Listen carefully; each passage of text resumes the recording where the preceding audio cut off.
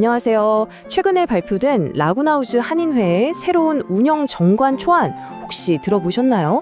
이게 뭐냐면요. 앞으로 우리 커뮤니티가 어떻게 운영될지 그 길을 보여주는 정말 중요한 일종의 설계도 같은 거예요. 근데 이게 좀 복잡해 보일 수 있잖아요. 그래서 오늘 제가 이 정관의 핵심만 딱딱 집어서 알기 쉽게 싹 다 풀어드리겠습니다. 아니, 그래서 우리 한인회는 도대체 누가 무슨 규칙으로 이끌어가는 거지?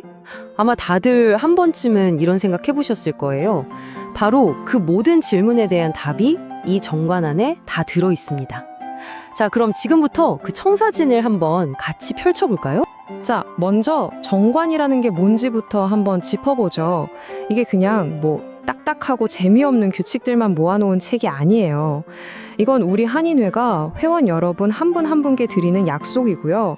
또 우리가 앞으로 어떤 공동체를 함께 만들어 나갈 것인지에 대한 선언문 같은 겁니다. 정관제 1조를 딱 보면요. 우리의 정체성이 아주 명확하게 나와 있습니다. 우리 라구나우즈 빌리지 한인회, 그러니까 KA에는요. 누구 개인의 이익을 위한 곳이 절대 아니에요. 오직 우리 커뮤니티의 발전을 위해서 존재하는 캘리포니아 주법에 정식으로 등록된 비영리 단체라는 걸 딱 못 박아두고 시작하는 거죠. 그럼 구체적으로 뭘 하는 곳이냐? 제2조에 그 목표가 5가지로 딱 정리돼 있어요.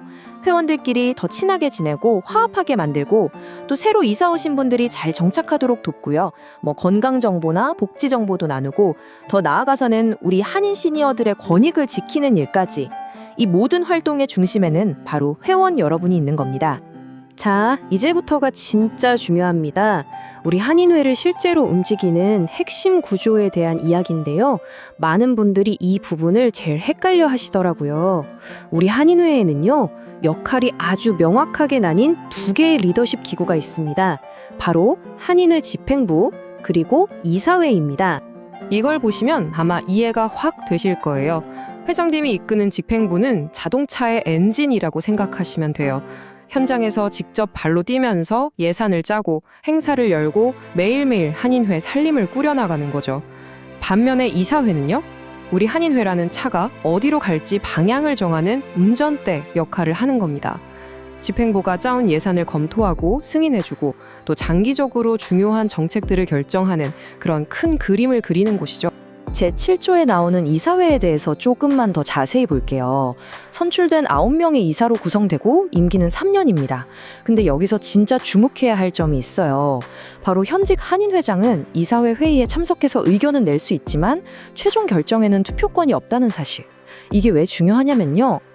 바로 이게 집행부가 혼자서 모든 걸 결정하는 걸 막고 이사회가 독립적으로 감독할 수 있게 만드는 아주 중요한 안전장치거든요. 자, 집행부라는 엔진, 이사회라는 운전대, 이 2가지만 있는 게 아닙니다. 이것과는 완전히 별개로 정말 중요한 제3의 독립기구가 하나 더 있어요. 바로 우리 한인회의 돈과 운영을 감시하는 파수꾼, 감사위원회입니다. 감사위원회의 역할은 아주 간단하고 명확해요.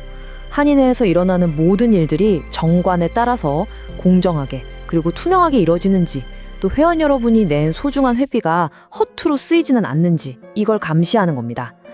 제8조를 보면 이 감사위원회의 권한이 정말 막강하다는 걸 알 수 있어요. 1년에 2번씩 꼬박꼬박 재무감사를 하고요. 만약에 뭔가 좀 이상하다 싶으면 직접 조사까지 할 수 있습니다. 근데 여기서 핵심이 뭐냐? 그 모든 감사 결과를 회장이나 이사회에 보고하는 게 아니에요. 오직 전체 회원에게 직접 보고한다는 겁니다. 회장과 이사회로부터 완벽하게 독립되어 있기 때문에 가능한 일이죠. 이게 바로 진정한 의미의 감시 활동 아니겠어요? 자, 그럼 이 모든 조직의 진짜 주인인 우리 회원들은 과연 어떻게 목소리를 낼 수 있을까요? 지금부터가 여러분께 가장 중요한 부분입니다. 바로 여러분의 권리, 그리고 어떻게 참여해서 변화를 만들 수 있는지에 대한 이야기입니다. 제4조를 보면요. 라구나우즈에 집을 소유하고 계시고 한인회비를 내셨다. 그럼 누구나 정회원이 되시는 겁니다. 아주 간단하죠? 그리고 정회원이 되면 우리 대표를 내 손으로 뽑을 수 있는 투표권과 내가 직접 대표가 될 수도 있는 피선거권이라는 정말 강력한 2가지 권리를 갖게 되는 거예요. 바로 이 숫자, 50. 이게 바로 여러분의 힘을 보여주는 숫자입니다. 무슨 뜻이냐면요. 정관 제9조에 따라서 우리 정회원 50명의 추천 서명만 받으면요. 누구나 회장이나 이사, 감사 후보로 나설 수 있다는 거예요. 꼭 어떤 위원회에서 추천하지 않더라도 우리 회원들이 직접 뜻을 모아서 이 사람이 우리 리더가 됐으면 좋겠다 하고 직접 세울 수 있는 길을 활짝 열어둔 거죠. 제10조에 나오는 선거 절차를 보면요. 이게 굉장히 체계적으로 되어 있어요. 총회 열리기 넉 달 전부터 인선위원회가 꾸려져서 활동을 시작하고요. 우리 회원들은 총회 6주 전까지 자유롭게 후보를 추천할 수 있습니다. 그렇게 추천된 모든 후보들이 12월 총회에서 회원들의 직접 투표를 통해 공정하게 선출되는 거죠. 정말 투명하고 민주적인 과정이라고 할 수 있겠죠. 자, 이제 마지막으로 어쩌면 가장 민감할 수 있는 이야기, 바로 돈 이야기입니다. 우리 모두의 주머니에서 나온 소중한 회비가 대체 어떻게 관리되는지 그 재정 규칙을 한번 샅샅이 뜯어보겠습니다. 뭐니 해도 돈 문제가 깨끗해야 커뮤니티에 대한 믿음도 단단해지는 거니까요. 제12조를 보면요. 재정 운영에 무려 4단계의 안전장치를 만들어 놨어요. 일단 집행부가 내년엔 이렇게 돈을 쓰겠습니다 하고 예산안을 짜면요. 이사회가 그걸 아주 꼼꼼하게 심사해서 승인을 했습니다. 그러면 집행부는 딱 그 승인된 예산 안에서만 돈을 쓸 수 있고요. 그리고 마지막으로 감사위원회가 그 모든 지출 내역을 다시 한번 쫙 훑어보는 거죠. 어느 한쪽이 마음대로 돈을 주무를 수 없게끔 아주 철저하게 시스템을 만들어 놓은 겁니다. 돈을 쓰는 규칙은 더 촘촘해요. 한인회에서 돈이 나갈 때는 어떤 돈이든 반드시 회장과 재무 두 사람의 서명이 함께 있어야 하고요. 만약에 2,000달러가 넘는 큰 돈을 쓰거나 원래 계획에 없던 돈을 써야 할 때는요. 반드시 사전에 이사회의 승인을 받아야만 합니다. 그러니까 회장이라도 마음대로 큰 돈을 쓸 수 없도록 딱 막아놓은 거죠. 이 숫자 3년, 이게 뭘 의미할까요? 바로 투명한 책임의 기간을 말하는 겁니다. 감사가 끝난 모든 재정 서류랑 영수증은요, 최소 3년 동안 의무적으로 보관해야 돼요. 왜냐고요? 나중에라도 언제든 누구라도 과거의 기록을 들여다보고 이 돈 제대로 쓰인 거 맞나? 하고 확인할 수 있도록 하기 위한 장치인 거죠. 이 서명들을 한번 보세요. 이 정관 초안 하나를 만들기 위해서 얼마나 많은 분들이 애쓰셨는지 그 마음이 고스란히 담겨 있는 것 같지 않으세요? 이처럼 정관이라는 건 그냥 종이 위에 쓰인 글자가 아니라요. 더 나은 우리 커뮤니티를 만들기 위한 많은 분들의 땀과 고민이 담긴 살아있는 약속입니다. 결국 오늘 우리가 이렇게 길게 살펴본 이 모든 조항들의 핵심은 딱 하나로 모아집니다. 우리 모두가 함께 서로를 존중하면서 더 강하고 더 공정하고 또 더 활기찬 그런 한인 공동체를 만들어 나가자는 아주 굳은 다짐인 거죠. 자, 이제 설계도는 우리 손에 주어졌습니다. 이 약속이라는 청사진 위에서 우리 모두가 주인이 되어서 함께 그려나갈 우리 라구나우즈 한인의 미래는 과연 어떤 모습일까요? 그 질문에 대한 답은 멀리 있지 않습니다. 바로 우리 한 사람 한 사람의 관심과 참여에 달려 있습니다. 만약 여러분이 작은 마을 하나를 처음부터 만들어야 한다면 어떤 규칙부터 세우시겠어요? 정말 막막하면서도 아주 중요한 질문이네요. 그렇죠. 누가 리더가 될지, 중요한 결정은 어떻게 내릴지, 그리고 가장 중요한 공동체의 돈은 또 어떻게 관리할지? 사소한 갈등이 생겼을 때 해결하는 방법까지도 정해야 하고요. 바로 그겁니다. 오늘 저희가 들여다볼 이 라구나우즈 빌리지 한인회 정관 개정안이라는 문서가요. 네, 바로 그 질문에 대한 한인회의 대답인 셈입니다. 맞습니다. 언뜻 보기엔 빼곡한 글씨가 전부인 딱딱한 문서 같은데 네, 그렇게 보이죠. 사실 이건 하나의 공동체가 스스로를 지키고 더 나은 미래를 만들기 위해 만든 아주 정교한 설계도라고 할 수 있습니다. 설계도라는 표현이 딱 맞네요. 그렇죠. 어떤 설계도든 실제 건물을 짓다 보면 예상치 못한 문제들이 생기기 마련이잖아요. 물론이죠. 오늘 우리는 이 2020년 1월 19일자 초안, 이득주, 이재훈, 이강민, 고영주님이 개정위원회로서 만든 이 설계도가 과연 얼마나 튼튼하고 또 현명하게 만들어졌는지 그 안의 핵심 원리들을 함께 파헤쳐 보려고 합니다. 좋습니다. 그럼 우리의 임무는 명확하네요. 이 설계도를 따라가면서 이 공동체의 문은 누구에게 열려 있는지, 네, 권력은 어떻게 나뉘어져 있는지, 그리고 돈은 얼마나 투명하게 관리되는지를 여러분이 속 시원하게 이해할 수 있도록 안내해드리는 겁니다. 좋습니다. 자, 그럼 그 첫 장부터 한번 열어보죠. 이 한인회, 도대체 무엇을 위해 존재하는 걸까요? 모든 조직의 정체성은 그 목표에서 시작되죠. 네. 정관 제2조를 보면 이 한인회의 목표가 나오는데 이게 단순히 우리끼리 잘 지내자는 친목 도모를 훌쩍 뛰어넘습니다. 아, 그런가요? 네, 새로 이사원분들이 잘 정착하도록 돕고 건강이나 복지 같은 실질적인 정보를 나누고 나아가 한인 시니어 전체의 권익을 지키는 것까지 포함돼요. 와, 말하자면 단순한 사교 클럽이 아니라 서로를 위한 든든한 사회적 안전망이 되겠다는 그런 포부가 담겨 있는 거죠. 공동체의 든든한 울타리 역할을 하겠다는 거군요. 그럼 그 울타리 안에는 누가 들어올 수 있는 건가요? 바로 그 지점이 이 공동체의 성격을 규정하는 첫 번째 갈림길입니다. 갈림길이요? 네, 흥미롭게도 회원을 정회원과 준회원 두 등급으로 나누고 있어요. 등급을 나눈다고요? 어떤 차이가 있는 거죠? 가장 큰 차이는 바로 피선거권입니다. 피선거권이요? 네, 즉 회장이나 이사 같은 리더가 될 수 있느냐 없느냐의 차이죠. 아, 라구나우지에 집을 소유하고 회비를 낸 분 또는 평생 회비로 $1,000를 낸 분은 투표권과 피선거권을 모두 갖는 정회원이 됩니다. 네. 하지만 임대로 거주하거나 라구나우지 바깥에 살면서 후원금을 낸 분은 준회원이 되어서 모든 활동에 참여는 할 수 있지만 임원이 될 수는 없어요. 잠깐만요.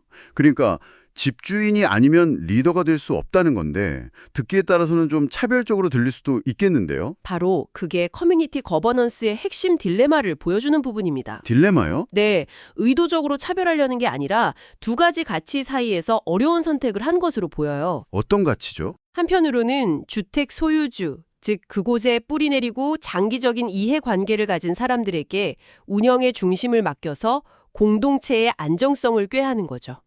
안정성이요? 하지만 다른 한편으로는 말씀하신 대로 임대 거주자들을 2등 시민처럼 느끼게 만들 수 있는 잠재적인 갈등의 씨앗이 될 수도 있습니다.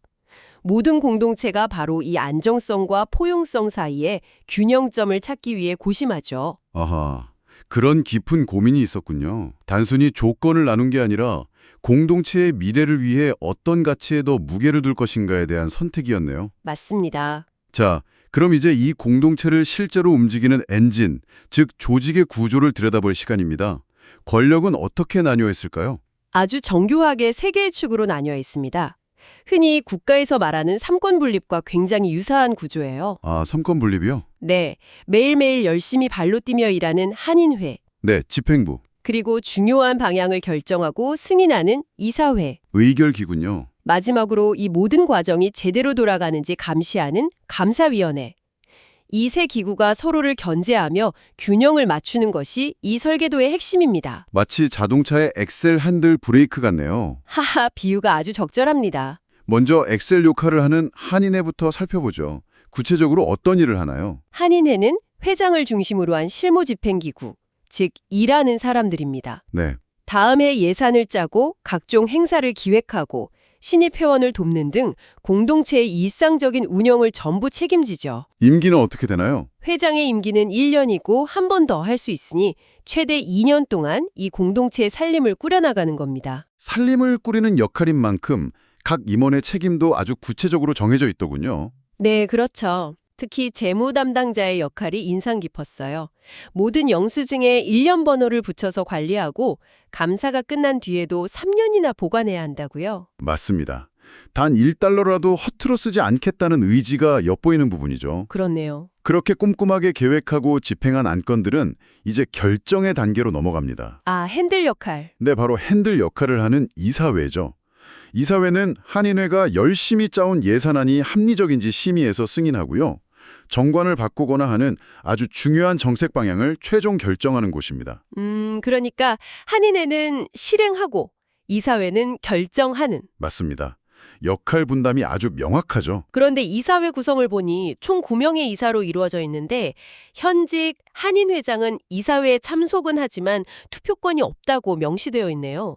이건 왜 그런 건가요? 이건 아주 영리하고 중요한 장치입니다. 아, 그래요? 쉽게 말해서 일하는 사람, 즉 회장이 결정하는 회의, 이사회에 와서 이건 이렇게 합시다라고 자기 의견을 너무 강하게 밀어붙이거나 영향력을 행사하지 못하게 아예 투표권을 빼버린 거죠. 아, 일하는 사람과 결정하는 사람을 확실하게 분리해서 독단적인 운영을 막는 겁니다. 권력의 분리라는 원칙을 아주 철저하게 지키고 있군요. 그렇죠.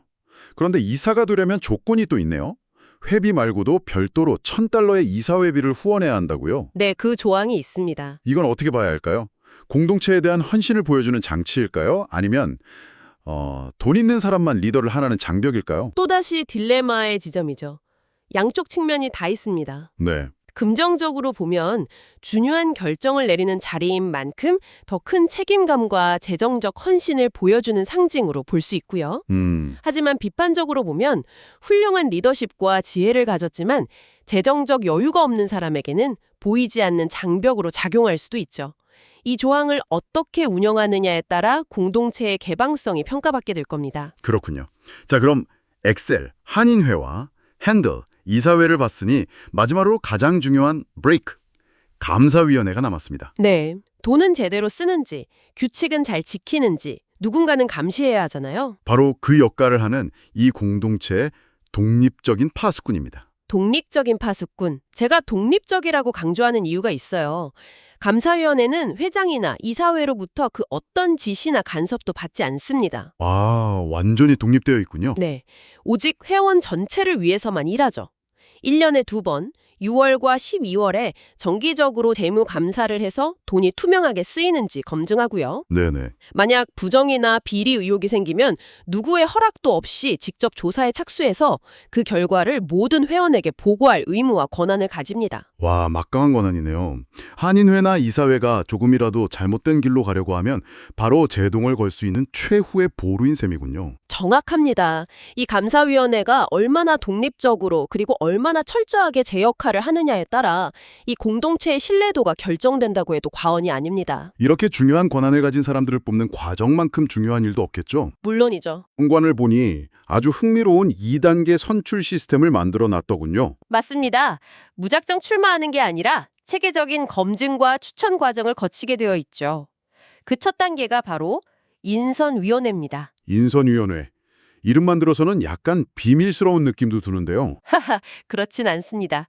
오히려 리더십의 공백을 막고 유능한 인재를 발굴하기 위한 헤드헌팅 위원회에 가깝죠. 아, 헤드헌팅. 네, 이사회는 선거 4개월 전에 이사 3명과 전직 회장단 등으로 구성된 5명의 인선위원회를 꾸립니다.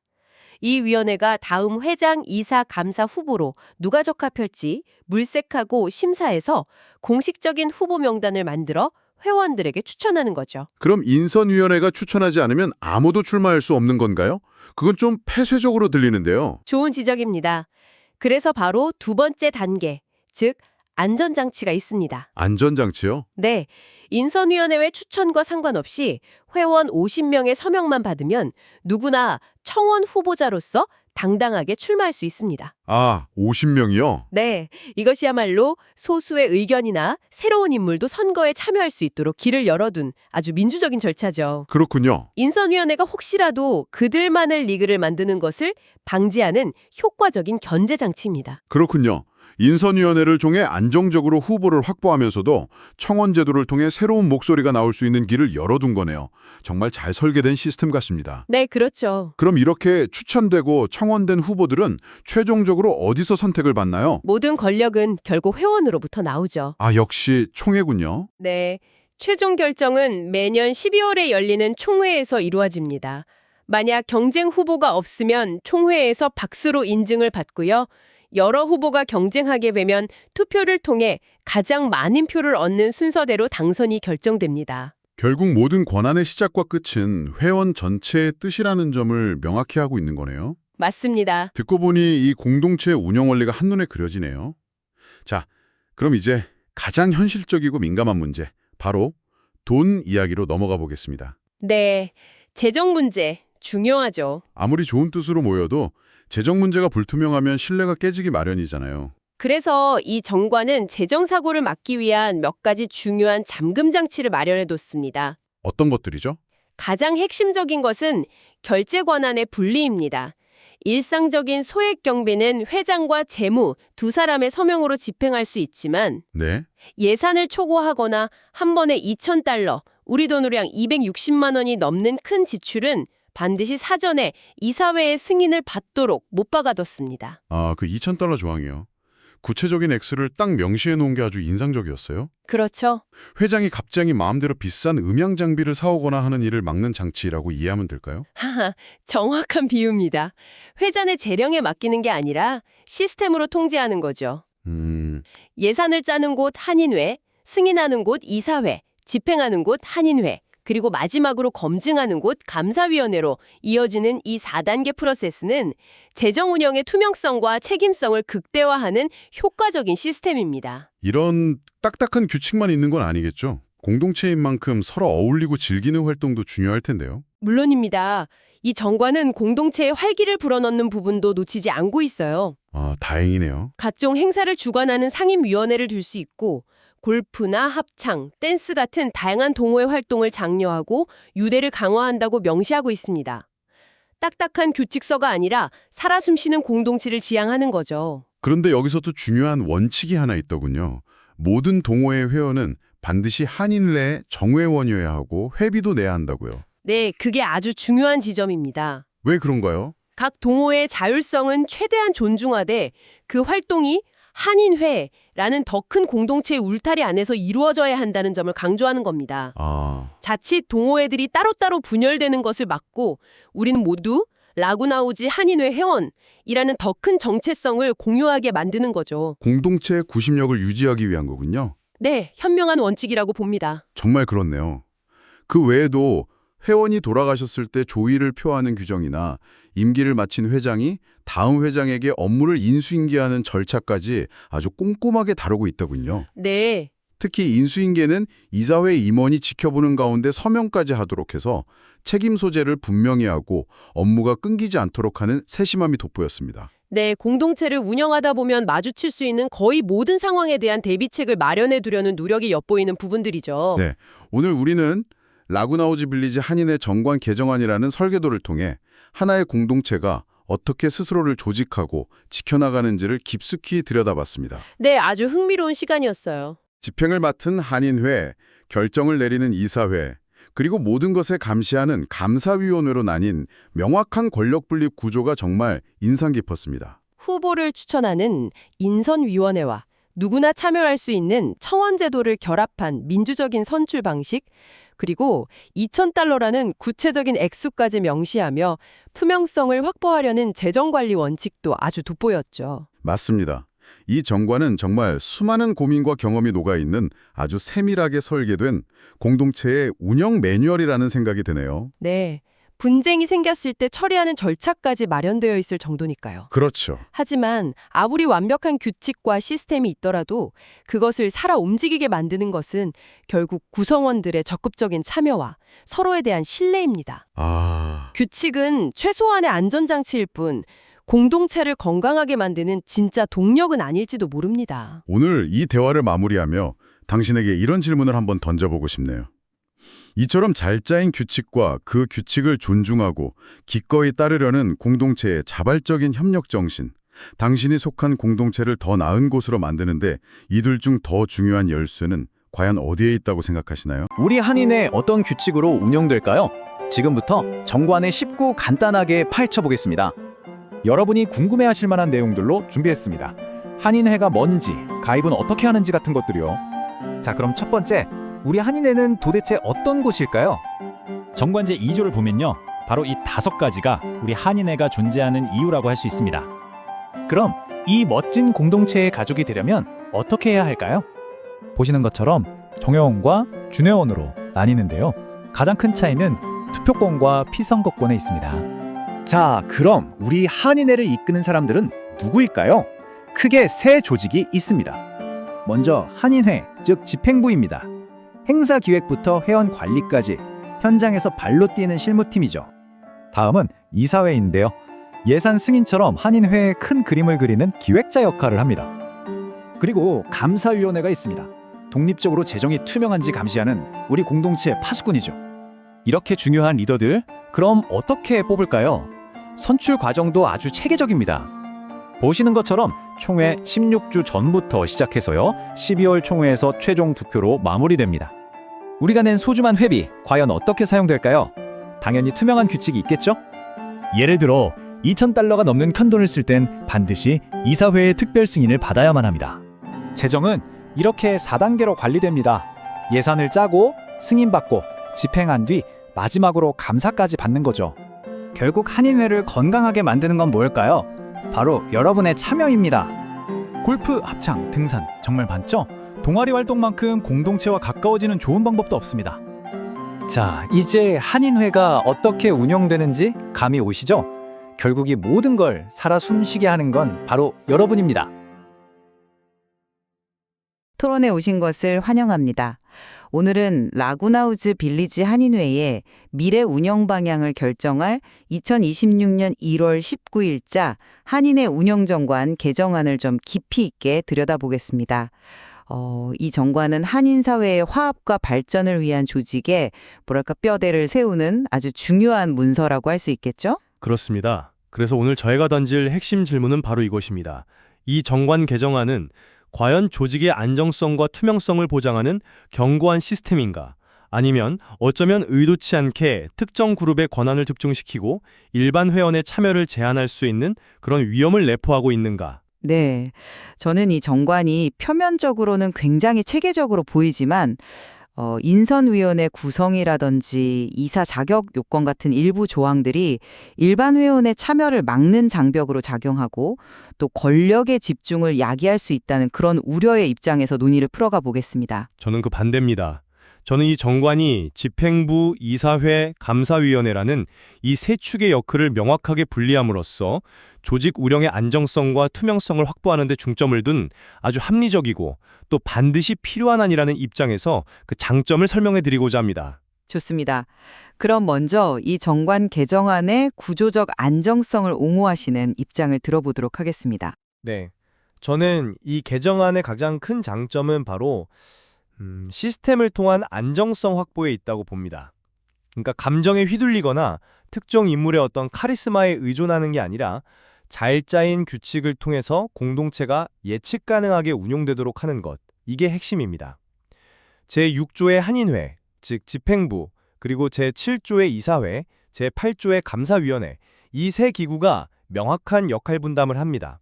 마치 입법, 행정, 사법의 삼권 분립처럼 서로를 견제하고 균형을 맞추는 거죠. 한인회가 사업계획과 예산을 세우면 이사회가 이걸 아주 꼼꼼히 심의하고 승인하고요. 또 완전히 독립된 감사위원회가 돈과 행정 절차가 제대로 집행되는지 감시합니다.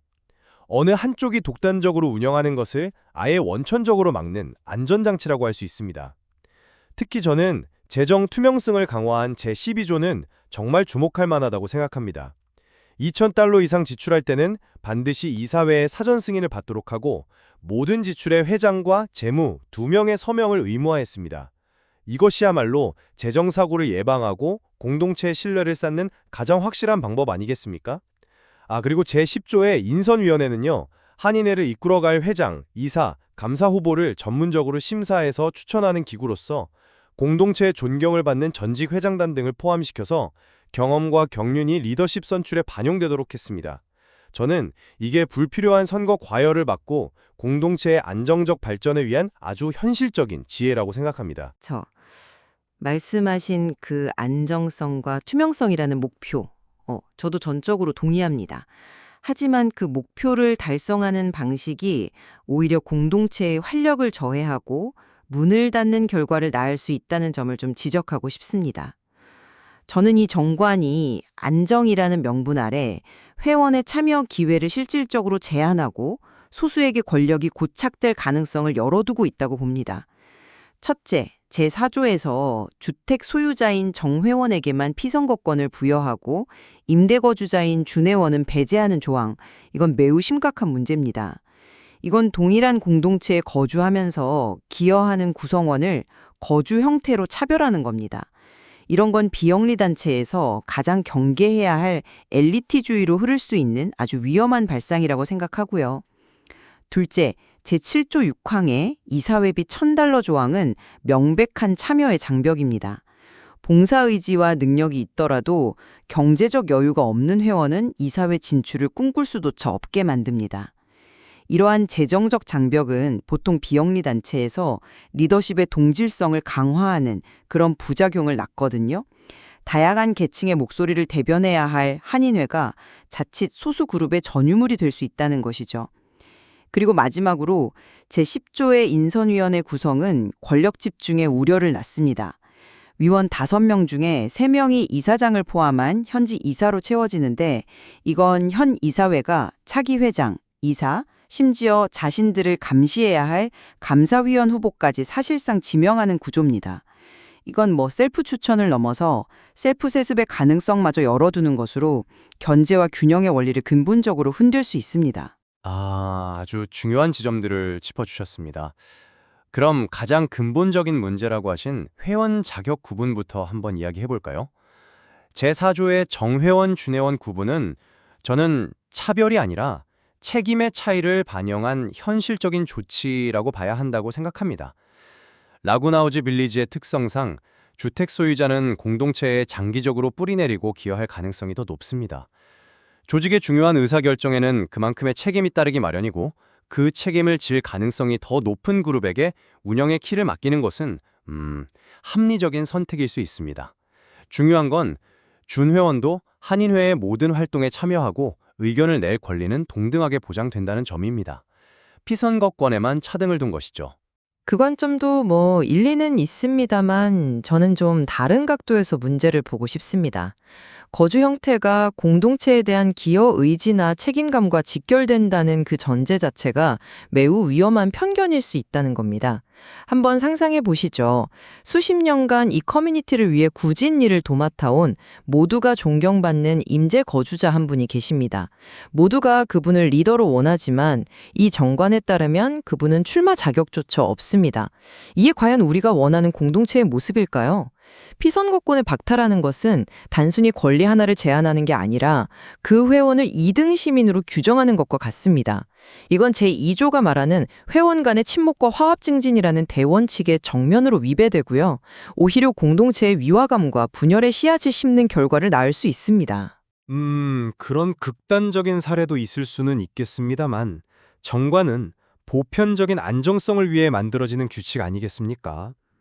그 지적은 차치하고 그렇다면 이사회비 $1,000가 참여의 장벽이라는 주장에 대해서는 어떻게 생각하시는지요? 저는 그것을 장벽이 아니라 책임감의 표현으로 봅니다. 연간 $1,000, 그러니까 한 달에 $100도 안 되는 금액입니다. 이 정도의 재정적 기여도 없이 공동체의 중대사를 결정하는 자리에 앉겠다는 것은 오히려 무책임할 수 있습니다. 또한 이 회비는 한인의 운용 예산의 상당 부분을 차지하는 아주 중요한 재원입니다. 이사들의 헌신적인 기부금이 없다면 한인회는 매번 행사 때마다 외부 손을 빌려야 하는 그런 불안정한 재정 구조를 갖게 될 겁니다. 이것은 책임과 헌신을 가시적으로 보여주는 상징적인 장치라고 생각합니다. 설득력 있는 주장이지만 혹시 이런 점은 고려해 보셨는지요? 그러니까 제 말은 책임감을 증명하는 방식이 왜 반드시 돈이어야 하는가 하는 점입니다. 시간과 재능, 노력으로 헌신하는 것도 똑같이, 아니 어쩌면 그 이상으로 가치 있는 기여입니다. $1,000라는 금액이 누군가에게는 부담 없는 돈일 수 있지만 은퇴 후에 빠듯한 연금으로 생활하시는 분들에게는 매우 큰 장벽입니다. 결국 이 조항은 재정적 여유가 있는 사람만이 리더가 될 수 있다는 메시지를 주게 됩니다. 이건 우리 공동체가 가진 잠재적인 리더풀을 스스로 좁히는 결과를 낳습니다. 만약에 재정 기여가 꼭 필요하다면 이사 개인이 아니라 이사회가 공동으로 묵은 목표를 설정하고 달성하는 방식으로 책임감을 증명할 수도 있지 않겠습니까? 왜 굳이 개인에게 재정적 문턱을 지워야 하는 걸까요? 운영의 묘를 살리는 방안이 될 수는 있겠네요. 하지만 지금 말씀하신 그 보이지 않는 장벽이 사실 더 무서운 것일 수 있습니다. 이제 그 지점에서 인선위원회 이야기로 넘어가 보죠. 제10조의 인선위원회는 바로 그런 폐단을 막기 위한 장치입니다. 돈이나 인맥이 아니라 덕망과 인품, 봉사 경험을 두루 갖춘 후보를 객관적으로 발굴하자는 취지입니다. 무분별한 후보 난립으로 공동체가 분열되는 것을 막고 검증된 인물을 선출하기 위한 효율적인 필터링 시스템인 셈이죠. 그리고 중요한 것은 이 제도가 결코 폐쇄적이지 않다는 점입니다. 제9조 3항은 회원 50명의 추천을 받으면 누구나 청원 후보자가 될 수 있는 길을 명확히 열어두고 있습니다. 인선위원회 추천을 받지 못하더라도 회원들의 지지를 받으면 출마할 수 있으니 민주적 참여가 충분히 보장되는 것 아닙니까? 잠깐만요. 그 50명이라는 숫자가 현실적으로 얼마나 어려운지 혹시 생각해 보셨습니까? 기존 조직의 지원 없이 인맥이 넓지 않은 신규 후보가 활동적인 회원 50명의 서명을 직접 받는다는 건 보통 일이 아닙니다. 수주가 걸릴 수도 있는 힘든 과정이죠. 이건 현실적으로 매우 높은 문턱입니다. 특히 인선위원회 자체가 현 이사회 중심으로 구성된 상황에서 청원 후보자는 외부인 혹은 도전자로 비춰져서 공정한 경쟁을 하기 어려운 구조적 문제가 있습니다. 제10조 2항 5호에 인선위원회의 권한이 추천에 국한된다고 명시는 했지만 후보군을 형성하는 가장 첫 단계부터 막강한 영향력을 행사하는데 과연 공정한 운동장이 기울어지지 않았다고 말할 수 있을까요? 그 점은 어느 정도 인정합니다. 50명 서명이 쉬운 일은 아니겠죠. 하지만 그 정도의 노력과 지지도 얻지 못하는 사람이 과연 수백 수천 명 회원을 대표하는 리더가 될 자격이 있을까요? 저는 그것을 최소한의 리더십 검증 과정이라고 봅니다. 오히려 아무런 검증 없이 누구나 후보가 될 수 있다면 선거가 인기 투표로 변질되거나 공동체를 분열시키려는 목적을 가진 사람이 나올 수도 있습니다. 인선위원회는 그런 위험을 막고 추천된 후보와 청원 후보가 공정한 정책 대결을 펼칠 수 있는 장을 만들어주는 순기능을 합니다.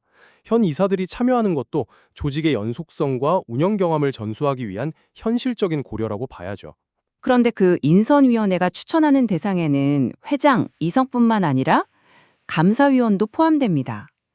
여기서 마지막 쟁점인 감사위원회의 독립성 문제가 발생합니다. 제8조 6항은 감사위원이 회장 이사회에 종속되지 않는 독립적 지위를 가진다고 명시하고 있습니다. 연 2회 정기감사, 부정의혹 시 조사권 등 강력한 권한도 부여했죠. 이 자체는 매우 훌륭합니다. 하지만 그 독립성이 과연 실질적으로 보장될 수 있을까요? 물론입니다. 정관의 독립적 지위라고 명시한 것 자체가 강력한 보호장치입니다. 감사 결과는 총회에 직접 보고하도록 되어 있어서 이사회나 집행부가 이걸 숨기거나 왜곡할 수가 없습니다. 감사위원들은 오직 전체 회원을 위해서만 일하며 정관에 명시된 막강한 권한을 바탕으로 성역 없는 감사를 수행할 수 있습니다. 구조적으로 완벽하게 독립성을 보장하고 있다고 봅니다. 그 독립적 지위라는 문구가 어떻게 실질적으로 힘을 발휘할 수 있을지 저는 여전히 의문입니다. 결국 감사위원 후보 역시 이사회가 주축이 된 바로 그 인선위원회에서 추천을 받아 총회에서 인준받는 구조입니다. 제8조 1항과 제10조가 그렇게 규정하고 있죠. 나를 추천해준 사람들을 과연 냉정하게 감사할 수 있을까요? 선출 과정에서부터 이사회의 영향력 아래에 놓일 수밖에 없는 구조적, 태생의 한계가 있습니다. 만약 이사회나 집행부의 민감한 비리 의혹이 발생했을 때 과연 감사위원회가 정치적 부담을 무릅쓰고 얼마나 엄격하고 독립적인 칼날을 휘두를 수 있을지 저는 회의적입니다. 진정한 독립성을 원했다면 감사위원 선출만큼은 인선위원회에서 분리해서 완전히 별개의 절차를 통해야 하지 않았을까요? 그건 역시 지나친 우려일 수 있습니다. 감사위원으로 추천되는 분들은 그만큼 공동체 내에서 신망이 두터운 분들일 겁니다. 특정 그룹의 눈치를 보기보다는 전체 회원의 이익을 위해 양심에 따라 행동할 것이라는 믿음이 전제되어야죠. 모든 것을 의심하고 제도를 설계하면 시스템은 끝없이 복잡해지고 비효율적으로 변할 뿐입니다. 어느 정도는 리더들의 선의와 양심에 대한 신뢰가 필요합니다. 종합적으로 한번 정리해 보겠습니다. 이 정관 개정안은 안정이라는 명분 아래 일반 회원의 참여를 제한하고 소수에게 권력이 집중될 수 있는 구조적 위험을 안고 있다고 다시 한번 강조하고 싶습니다. 주택 소유 여부로 회원을 차별하는 문제, 경제적 능력을 리더십의 조건으로 내세우는 문제, 현 이사회가 차기 지도부를 사실상 결정하는 인선위원회 구조, 그리고 그로 인해 독립성이 흔들릴 수 있는 감사위원회까지 이 모든 것이 하나의 흐름으로 연결되어 있습니다. 공동체의 개방성과 민주성을 심각하게 훼손할 수 있는 이 조항들은 반드시 신중한 재검토를 거쳐야 한다고 봅니다. 제 입장을 요약하며 마무리하겠습니다. 이 전관 개정안은 분열과 갈등을 겪을 수 있는 이민사회의 한인회가 장기적으로 발전하기 위해 반드시 필요한 체계적인 틀을 제공합니다. 권력 분립 구조와 명확한 책임 규정, 특히 투명한 재정 운영 원칙은 무엇과도 바꿀 수 없는 가치입니다. 일부 우려하시는 지점들은 운영 과정에서 충분히 보완하고 개선해 나갈 수 있는 부분이라고 생각합니다. 큰 틀에서의 안정성을 무너뜨리면서까지 모든 문을 활짝 열어두는 것은 오히려 공동체를 더 큰 혼란에 빠뜨릴 수 있습니다. 지금 우리에게 필요한 것은 완벽한 이상이 아니라 작동 가능한 최선의 시스템입니다. 오늘 논의된 라구나우즈 빌리지 한인회 정관 개정안은 공동체의 미래를 결정하는 중요한 갈림길을 보여줍니다. 한편에서는 경험과 경륜을 바탕으로 한 체계적인 안정성을, 다른 한편에서는 모든 구성원의 평등한 참여와 개방성을 강조했습니다. 네, 결국 이 논의는 우리가 공동체의 신뢰를 어디에 둘 것인가의 문제로 귀결되는 것 같습니다. 잘 짜인 제도와 검증된 리더십의 신뢰를 둘 것인가, 아니면 모든 회원의 집단 지성과 자발적 참여의 신뢰를 둘 것인가. 오늘 저희의 대화가 이 균형점을 찾는데 조금이나마 도움이 되었기를 바랍니다. 이 자료에는 저희가 오늘 다룬 내용 외에도 더 많은 탐구의 여지가 남아 있습니다. 우리 한인회 어떤 규칙으로 운영될까요? 지금부터 정관에 쉽고 간단하게 파헤쳐보겠습니다. 여러분이 궁금해하실 만한 내용들로 준비했습니다. 한인회가 뭔지, 가입은 어떻게 하는지 같은 것들이요. 자, 그럼 첫 번째, 우리 한인회는 도대체 어떤 곳일까요? 정관제 2조를 보면요, 바로 이 5가지가 우리 한인회가 존재하는 이유라고 할 수 있습니다. 그럼 이 멋진 공동체의 가족이 되려면 어떻게 해야 할까요? 보시는 것처럼 정회원과 준회원으로 나뉘는데요. 가장 큰 차이는 투표권과 피선거권에 있습니다. 자, 그럼 우리 한인회를 이끄는 사람들은 누구일까요? 크게 3 조직이 있습니다. 먼저 한인회, 즉 집행부입니다. 행사 기획부터 회원 관리까지 현장에서 발로 뛰는 실무팀이죠. 다음은 이사회인데요. 예산 승인처럼 한인회의 큰 그림을 그리는 기획자 역할을 합니다. 그리고 감사위원회가 있습니다. 독립적으로 재정이 투명한지 감시하는 우리 공동체의 파수꾼이죠. 이렇게 중요한 리더들, 그럼 어떻게 뽑을까요? 선출 과정도 아주 체계적입니다. 보시는 것처럼 총회 16주 전부터 시작해서요, 12월 총회에서 최종 투표로 마무리됩니다. 우리가 낸 소중한 회비, 과연 어떻게 사용될까요? 당연히 투명한 규칙이 있겠죠? 예를 들어 $2,000가 넘는 큰돈을 쓸 땐 반드시 이사회의 특별 승인을 받아야만 합니다. 재정은 이렇게 4단계로 관리됩니다. 예산을 짜고, 승인받고, 집행한 뒤 마지막으로 감사까지 받는 거죠. 결국 한인회를 건강하게 만드는 건 뭘까요? 바로 여러분의 참여입니다. 골프, 합창, 등산 정말 많죠? 동아리 활동만큼 공동체와 가까워지는 좋은 방법도 없습니다. 자, 이제 한인회가 어떻게 운영되는지 감이 오시죠? 결국 이 모든 걸 살아 숨쉬게 하는 건 바로 여러분입니다.